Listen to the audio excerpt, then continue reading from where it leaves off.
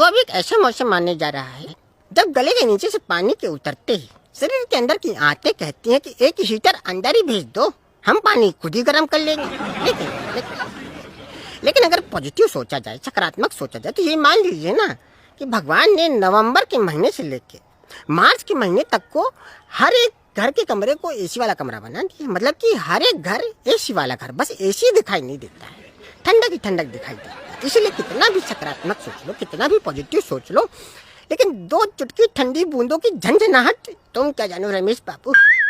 2 चुटकी छोड़ दीजिए, एक ठंडी ठंडी बूंद जब शरीर के ऊपर गिरती है ना, बॉडी के ऊपर गिरती है ना, तो बॉडी के अंदर की नसें कहती हैं कि हमको ही दे दो ऊन अंदर, हम स्वेटर बना लेंगे अपने लिए। हमने तो सोच लिया कि जब तक ठंड का मौसम चलेगा, तब तक हम 2 चीजों का साथ नहीं छोड़ेंगे। पहला मनोबल और दूसरा कंबल नहीं छोड़ेंगे।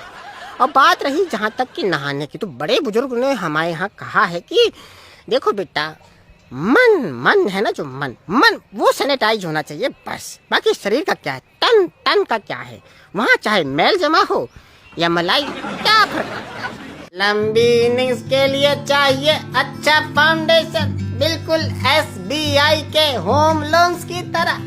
उसके फीचर्स और लो इंटरेस्ट रेट से आप भी लंबी इनिंग्स खेलो।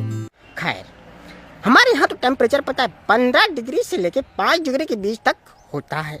तो जब हमारे यहाँ टेम्परेचर 15 डिग्री होता है तो हम 5वें दिन नहाते हैं, और जब हमारे यहाँ टेम्परेचर 5 डिग्री होता है तो हम 15वें दिन नहाते हैं। मतलब कि जब टेम्परेचर 5 तो हम 15, और जब टेम्परेचर 15 तो हम 5, डिस्टेंस मेंटेन करके रखते हैं। वैसे हमने सुना है कि दुनिया में सबसे ठंडा देश रूस है, और वहाँ पे तो कई ऐसी जगह हैं जहाँ पर ठंडी ठंड साल भर ठंडी रहती है।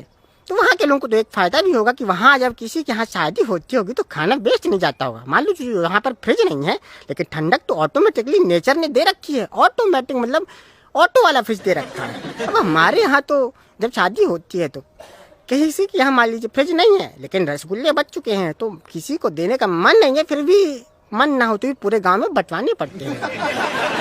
अब रूस के लोगों को तो गर्मी का पता ही नहीं होगा। उनको तो ये पता ही नहीं होगा कि हम लोग यहाँ पे गर्मी के मौसम में जब ज़्यादा गर्मी पड़ती है तो चादर के ऊपर ग्लास से पानी छिड़क के सोते हैं। मस्त मजा आता है ठंडे पानी के ऊपर सोने का, या फिर गीली चादर को गीला करके मस्त ओढ़ के सोते हैं। लेकिन ये तो बात रही किसकी, गर्मी की।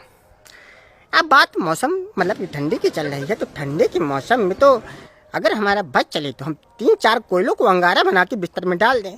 लेकिन क्या है, वो गरम कोयले हमको ठंडी की तकलीफ से तो बचा लेंगे, लेकिन पता चले कि वो कोयले हमारी 206 हड्डियों को 200 कोयले में बदल दें, ऐसा रिस्क लेने का ही नहीं है।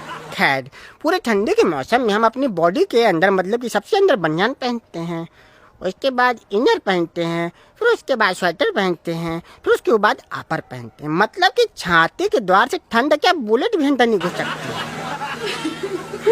लेकिन सबसे ज्यादा खतरा रहता है ठंड के घुसने का कहाँ से, कानों से। और ये हम नहीं कह रहे हैं, बड़े बुजुर्ग कहते हैं, मम्मी पापा कहते हैं, दादा दादी, नाना नानी, चाचा चाची सब कहते हैं कि कान से ठंड घुसती है। तो कई लोगों को आपने देखा होगा ठंड के मौसम में इतने टोपे पहन लेते हैं सर पे कि उनका सर ISI प्रमाणित हेलमेट लगने लगता है। मतलब कि मंगल ग्रह में जाने वाले एस्ट्रोनॉट लगते हैं। ठंड से बच के जाना, हो सके तो ना नहाना, मम्मी मारेगी।